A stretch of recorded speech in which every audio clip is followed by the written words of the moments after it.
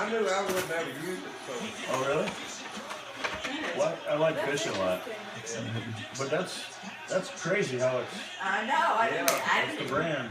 even thought about that, Bill. It's just meant to be. Meant to be. As if we didn't already know God. Case, Third confirmation. case dealership showing up everywhere. Yay! Did you tell Y'all us saw the that story? halfway. Hey. Look at that pot of We gold. have a story. We have a story that needs to be on recording. Oh. My baby's going to tell the story. So after I learned the family roots on the Bennett side, I went to the office. It was my first day of official work, and I remember the sales manager was telling me that he grew up there In Tyler? in Tyler, Oh. and he worked there. I said, "Do you happen to? Did you know the Mr. Bennett?" And he goes, "Yeah, I know Mr. Bennett. Why?" And I said, "The strangest thing. I mean, just shows you what a small world it is." I said, "We went over to."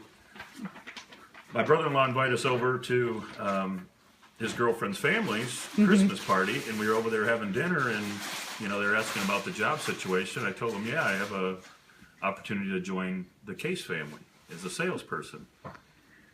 And Paul was telling us the history that his father used to own the Case dealer there.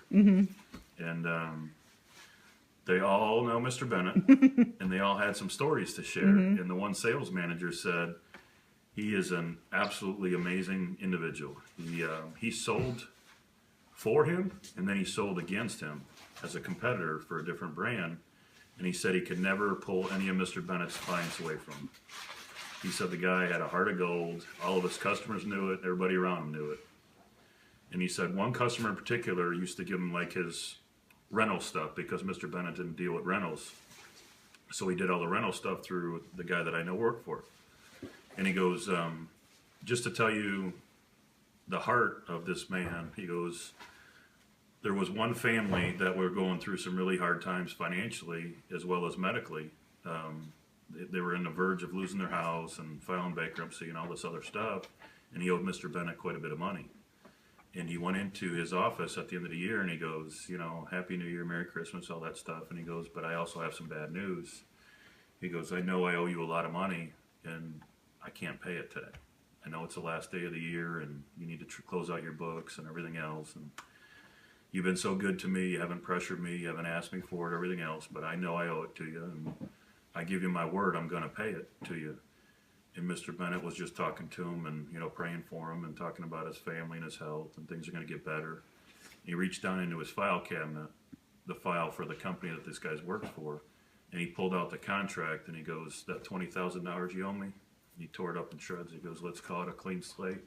Merry Christmas. And he goes, but those stories are everywhere out there. Everybody in that town he did it repeatedly to many different families and people. So Yep. it just shows you what kind of person he really was. Yep. Thanks for saying that. I mean, it's crazy. Like, I still can't talk about him without, breaking down. But, at his funeral, even before his funeral, obviously when I was living too, but his funeral was just, I watched the video, usually on the anniversary of when he died, but story after story after story, I think that's why I'm so upset always when we talk about him, even though because he was so good, and he was the best one of us, so You got a good leader. Yep. But I guess there's some roads named after him in that town. What? There's a road, Bennett Road, or I didn't know if they named it after him or what. But we'll take it. he grew up in that area, in that community, and he said, yeah, there's roads. And I said, well, I think they still have a ranch out there, so maybe that's the ranch they live on, and they named it. Oh, maybe. I said, I'm not sure, but that could be a possibility, because I do believe they still have property out there. Yep. And they're like, so how do you know him? And I said, well, his son is an attorney here in Dallas, and that's the house we were at for Christmas. Yeah. So they're asking about Paul Jr., and they knew him as well. Oh, that's so funny. You'll have to show him a picture of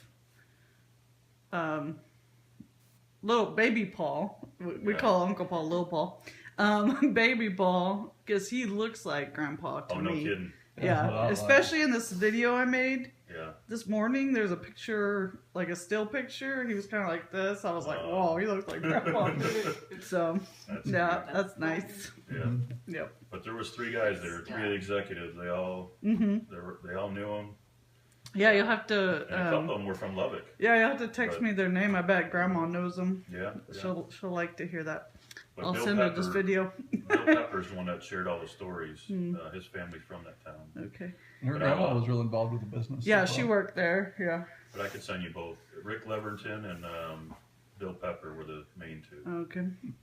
Well, now Rick's now out of- we got him here, so we got. Rick's out of Lubbock though, so I don't know how much they interfaced, but he definitely knew him, and Yeah. um, Cool. yeah, everybody had just amazing stories and things to say about Yeah. him.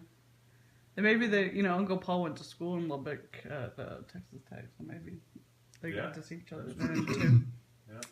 Cool. Interesting. Yeah. Small Happy world. New Year. Happy New Year.